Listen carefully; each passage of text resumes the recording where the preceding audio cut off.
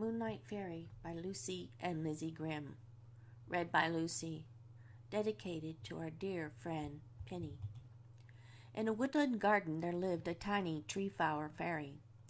She liked to sit in the moonlight. The way the moonlight reflected off her silver wings and lit up her surroundings was always fun. Sometimes she spent her time in the moonlight dancing instead of sitting so she could watch the whirl of the colors coming off her wings. Right now, Penny was waiting for her tree to bloom. It bloomed on the first day of spring every year, when the first rays of moonlight hit her tree. She sat in the center of a leaf at the tip of her fairy tree, the perfect place to pick out the best flower. It had to be the first flower that touched the leaf she sat on. Penny placed her hands under her chin as she surveyed the garden. Most of the flowers were closed or drooping from lack of sunshine. She was wearing her favorite yellow dress, the dress she always wore on the first day of spring. It reminded her of a warm spring day. The smell of the tulips, irises, and daylilies teased her nose as her green eyes sparkled.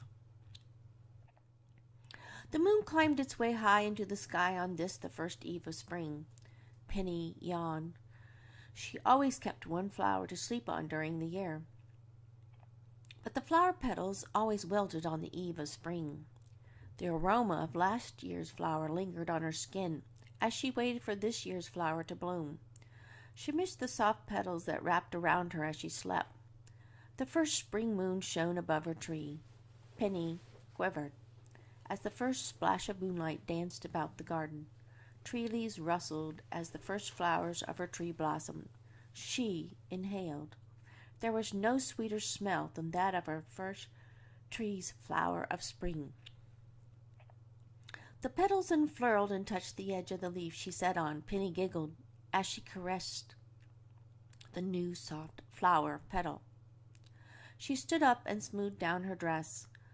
Opening her wings, she flew above her flower. Bits of fairy dust sprinkled down onto the flower as Penny shook her wings. The flower glowed yellow as it floated up into the air. With a flourish, she tapped the flower petal twice to shrink it. Now that the flower was the perfect size to fit through the doorway without being damaged, she directed the floating flower through the door. Penny smiled as she pushed the flower into her bedroom. Once she returned the flower to its proper size, the flower folded out into a perfect bed.